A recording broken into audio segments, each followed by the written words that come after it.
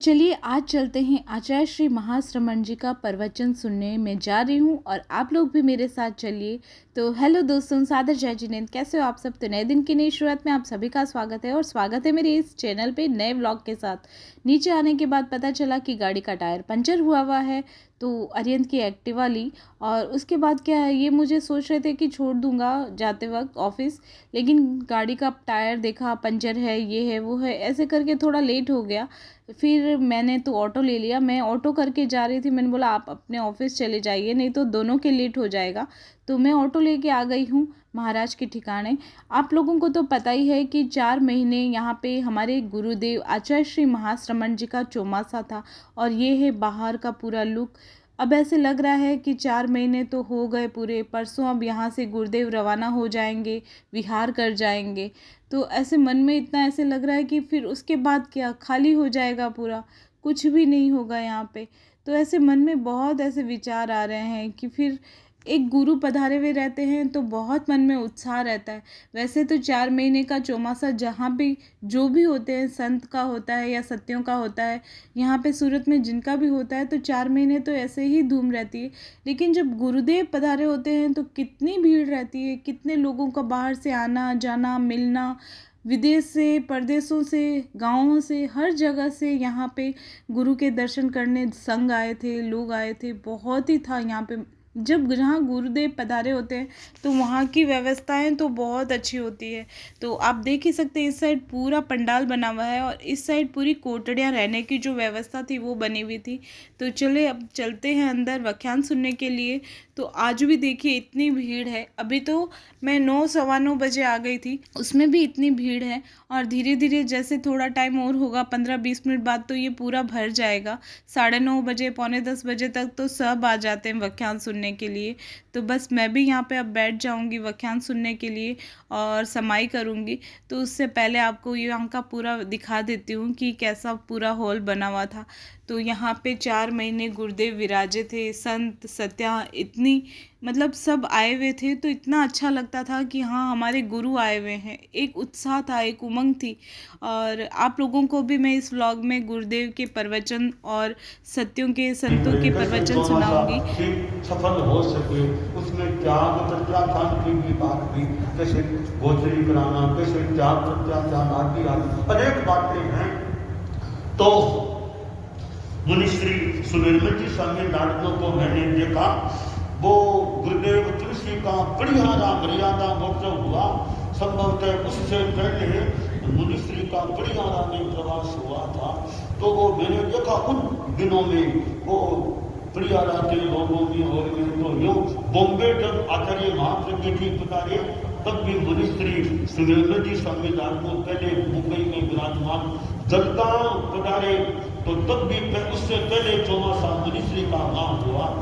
तो मुनिश्री सुनीलमल जी स्वामी लाडनो जो मंत्री मुनि के सम्मान से सम्मानित थे, वे तो मुनिश्री तो नहीं रहे, पर मुनिश्री की कुछ अंशों में दूसरी देह है, वो मुनिश्री उदित कुमार जी स्वामी लेकिन वो मिल रही है।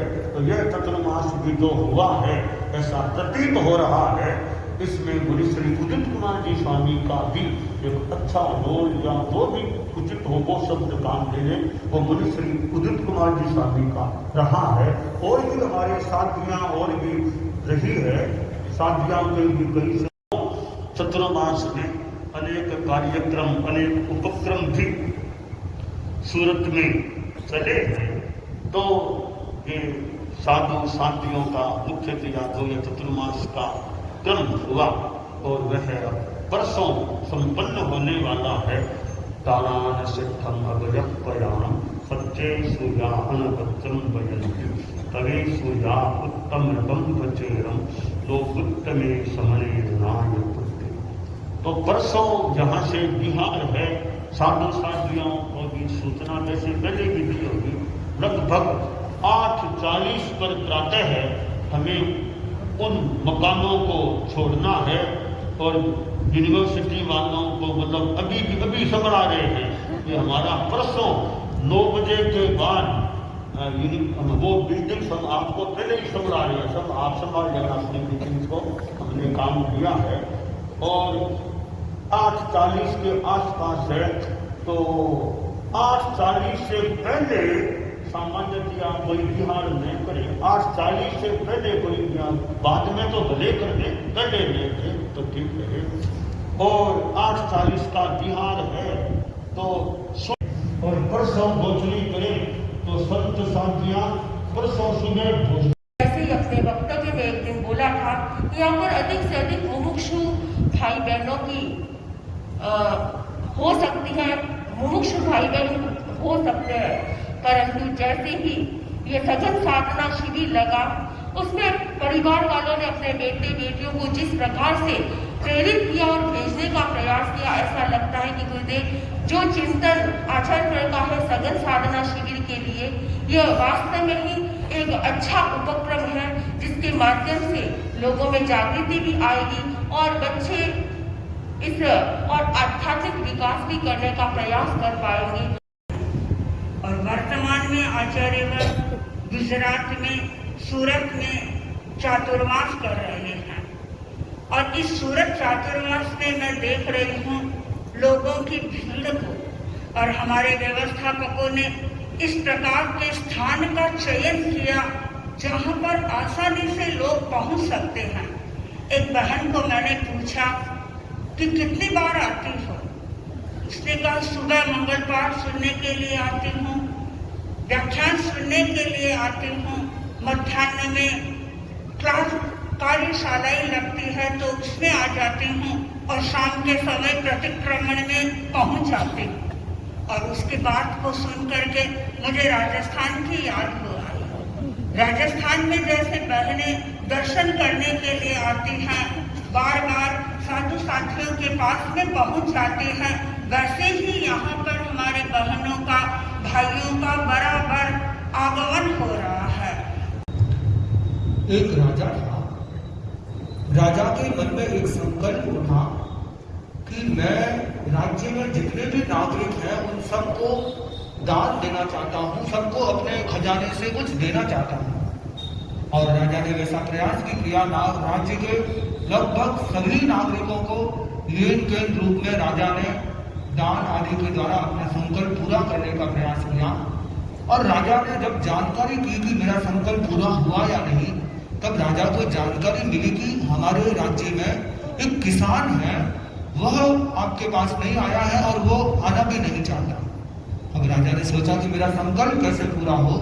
उसने अपनी देवी की आराधना की, देवी से कहा कि देवी कुछ सहयोग करो, मेरा संकल्प पूरा हो जाए। देवी ने एक उपाय बताया कि ठीक है। राजा किसान के खेत में गया, और खेत में जाकर किसान उस समय हल जोत रहा था। एक तरफ एक बैल था, दूसरी तरफ किसान का बेटा जोता हुआ था। किसान खेती कर रहा था। राजा किसान के पास पहुंचकर बोला कि मैं आपका सहयोग करना चाहता हूँ। किसान ने कहा ठीक है, सहयोग करना है, आ जाओ। बेटे को हटा दिया। राजा स्वयं उस हल में जुट गया, और राजा था, कभी मेहनत की हुई नहीं थी। एक दो चक्कर काटे, इतने में तो राजा पसीना पसीना हो गया। किसान ने देखा कि इसकी हालत तो बड़ी अजीब सी हो रही है। उसने कहा रहने दो रहने दो। राजा कहा ठीक है, तुमने मेरा सहयोग लिया, बहुत अच्छा किया, किंतु एक बात ध्यान रखना, जब इसकी खेती निपटे तो पीछे ध्यान रख, उसकी मैंने जहाँ पर हल जोता है उसकी रखवाली विशेष रूप से करना। किसान ने कहा कि तुमने किया कोई विशेष बात होगी क्या, यहाँ पर कोई मोती निपटेंगे क्या? बोले हाँ मोती निपटेंगे, देख लेना। तो किसान तो राजा की बात पे विशेष ध्यान नहीं दिया। अवसर आने पर जहाँ राजा ने खेती की थी वहां पर मोती उपजने लगे। तब राजा के किसान के मन में आया, अरे वो आदमी बोला तो था मोती निपटेंगे, और वास्तव में मोती निपटे हैं। अगर मेरे को पहले पता होता तो मैं उसको छुट्टी नहीं करता, पूरा हल पूरे खेत में उसी से हल जुतवाता, किंतु अब क्या करूं? तो मानो उसने जितना अवसर का लाभ उठाया उतने मोती निपज गए। तो सूरत वासियों ने भी जितना जितना गुरु सन्निधि का अवसर का लाभ उठाया, प्रवचन और दर्शन आदि के माध्यम से जितना जितना ज्ञानार्जन प्राप्त करने का प्रयास किया, मानो उनकी जिंदगी के वीक्षण मोती के समान बन गए। और यह परम पूज्य गुरुदेव का सूरत चतुर्मास वास्तव में एक ऐतिहासिक चतुर्मास था। और हैं वही स्थान एक तरह से रमणीय बन जाता है। यह स्थान हमने पहले भी देखा है, इसका क्या स्वरूप था समझ में नहीं आती कि कहाँ जगह है कहाँ नहीं है। आज ये कितना रमणीय बन रहा है, ये सब एकमात्र इस पुण्य पुरुष के पुण्य का प्रभाव है। इस चतुर्मास में क्या क्या हुआ क्या क्या नहीं हुआ, ये सब हमेशा जो महाश्रवण समोसरण भोजनशाला आदि में भी लोग खचाखच बने। भगवान महावीर का स्मरण कर परम श्रद्धेय आचार्य श्री भिक्षु का श्रद्धा के साथ स्मरण कर आचार्यों को परम पूज्य गुरुदेव और आचार्य श्री महाप्रभु जी का श्रद्धा से स्मरण कर एक बात अन्य के लिए कहना चाहता हूँ कि यथासंभवतया शास्त्र द्रव्य क्षेत्र काल भाव की अनुकूलता रही तो सन 2031 में कम से कम 101 दिनों का प्रवास मध्य प्रदेश में करने का भाव है और मध्य प्रदेश में कम से कम 101 दिन है, उसमें भी कम से कम 60 रात्रियों का प्रवास इंदौर में करने का भाव। ओम अरहम हर दिन गुरु वाणी श्रवण आवावलय प्रभु आकुशन प्रीत जुड़ा के इतना स्नेह सबको लुटा के अपना बना के अब क्यों विदाई गुरुवर अभी जाओ ना हमको यूं रुलाओ ना गुरुवर अभी जाओ ना हमको यूं रुलाओ ना। का व्याख्यान बहुत ही भावुक था और उसके बाद बाहर आने के बाद मेरी बुआ जी मिल गई तो उनके साथ थोड़ी बातें की और थोड़ा वीडियो शूट किया। उनको बहुत अच्छा लगता है, मेरे से मिलते हैं तो बहुत खुश हो जाते हैं और मुझे भी बहुत अच्छा लगता है। ये है मेरी ननंद बाईसा। ऐसे तो इसके साथ 3 रिश्ते हैं, ननंद भी हैं, भाभी भी हैं मेरी और मेरी फ्रेंड भी हैं और ये है मेरे भैया, मेरे काकोसा के बेटे हैं और ये उनकी बहू हैं। तो बस हम लोगों ने बातें की। बचपन में ऐसे लगता है कितना मिलते थे, कितनी हंसी मजाक होती थी और अब तो ऐसे मिलना ही बहुत मुश्किल हो गया। उसके बाद मैं रवाना हो गई घर के लिए। आपसे फिर मिलूँगी नए व्लॉग के साथ और कमेंट करके ज़रूर बताना आपको ये व्लॉग कैसा लगा। नए हो चैनल पे तो चैनल को सब्सक्राइब ज़रूर करना। फिर मिलेंगे। जय जिनेंद्र, राम राम सा।